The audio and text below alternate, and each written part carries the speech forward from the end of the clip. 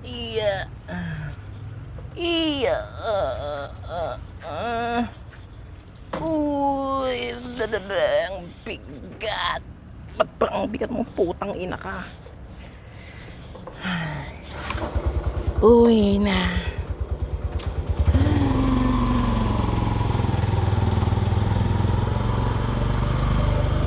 So, hello each and everyone. Uwi na tayo. Kasi tapos na ang hassle days. May i-deliver pa tayo na halaman. Okay?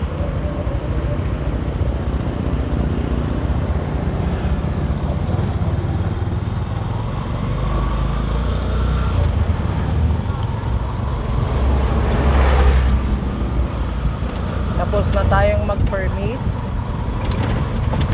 Tapos na rin tayong bumili ng mga kailangan.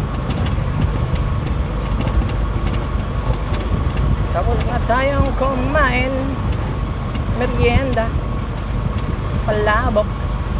Uwi na. Ano pa ba gagawin dito? Uuwi na tayo.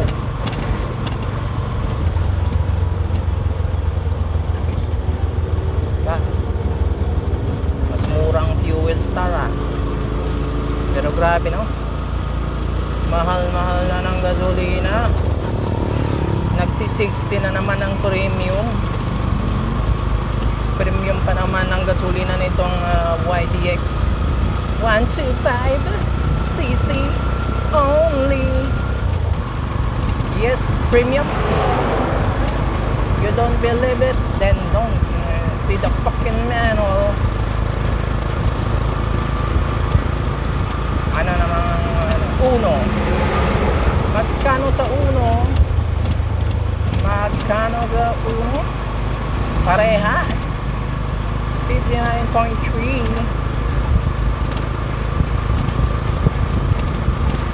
Nako, kailangan humabol ng flying visa presyo ng mga to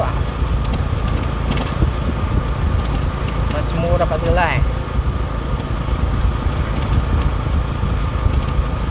Calibration pare-parehas. Americano pare-parehas ba ko nasabi?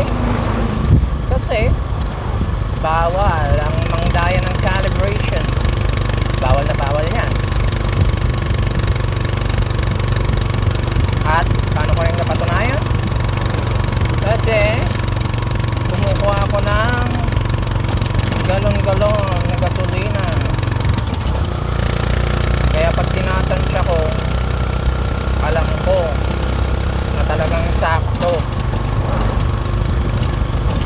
Bumili na ako ng galon sa tatlong gasolinahan.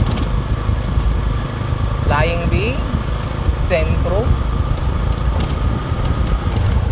saka yung local lang na gasolinahan na may pump rin, syempre. Yun, pare-parehas talaga ng measurement. Nagkakatalo na sa pagpresyo.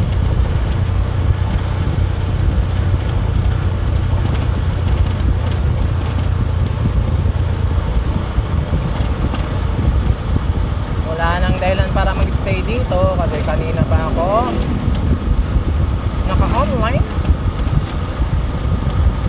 Wala namang pahabol na pinabibili. Yun na lang yung saging na depig. Yung magandang saging nila dito sa Rosario na depig Kaya sa pagunot sa ayaw.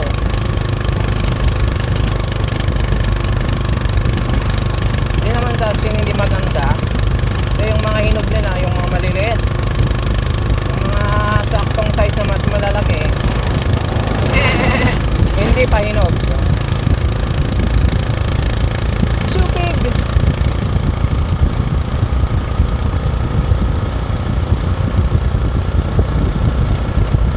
Hindi ko nabasa kung mabuti to. Ano ba to? Parang result yung nabasa ko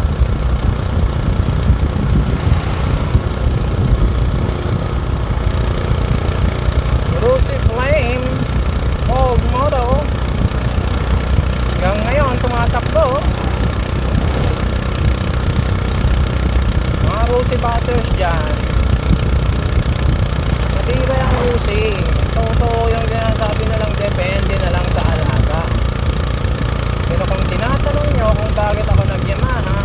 Well, ang problema kasi sa makina, sa head ng Uzi, macho, ha? Usapang pantra to, ha? Madaling mag-adjust yung valve clearance. Napaka-hassle ng ganun. Madaling lumagitik. Mas matibay itong valve ng Yamaha. Syempre Yamaha hindi na ako nag-Honda, diretso Yamaha na talaga. Isa pa, hindi ko gusto yung forma ng TMX Alpha. Ang pangit para sa akin. Narinig yun? Para sa akin. Kaya hindi ako nagsisisi na itong white TX 125cc na premium ang gasolina ang aking binili. Sulit na sulit. Okay, wala akong pinagsisiyang dito. Isang beses ko nang kinagahan ng bibigat to, madadami rin at birit rin kung minsan. Ang ganda pa rin. Magpa 5 years na. Teka, 2019, 20, 21, 22, 23, 24. Magsi 6 years na. Hindi pa ako na-adjust ng aking cylinder, ng aking valve clearance. Naka-tricycle pa to, ha.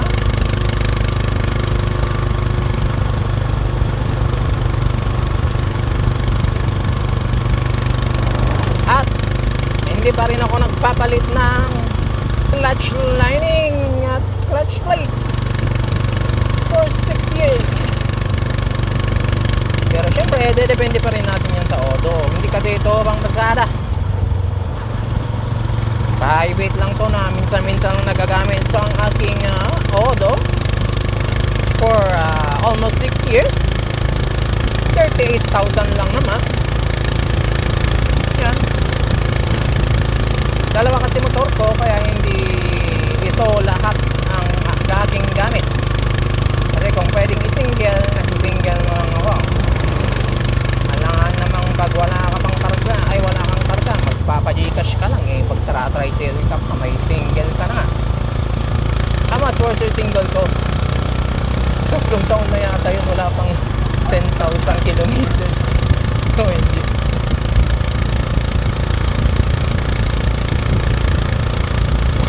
Alam ko pangatlong palit pa nga lang sa oil yun engine oil engine oil lang talaga kasi CR152 lang yun. Hindi ko gusto ng scooter, ayaw ko ng automatic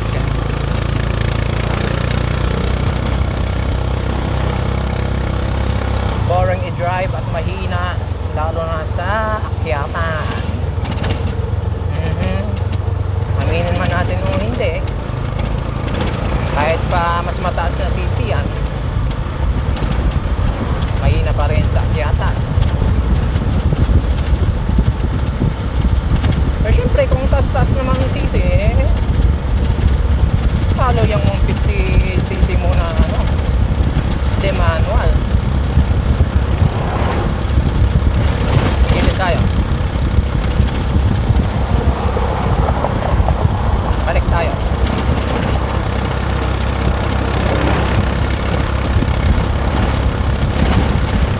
Ang oras ngayon ay alas 5:30. Mag-alas 5:30 pa lang.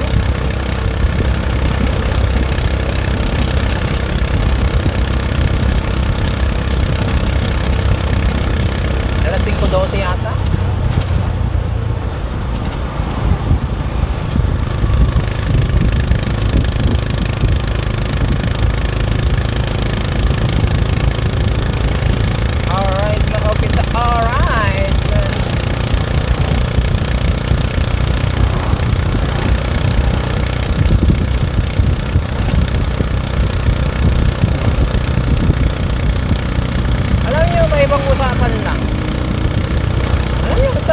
buhay ng pakiramdam pag wala kang utang na hindi mo nabayaran.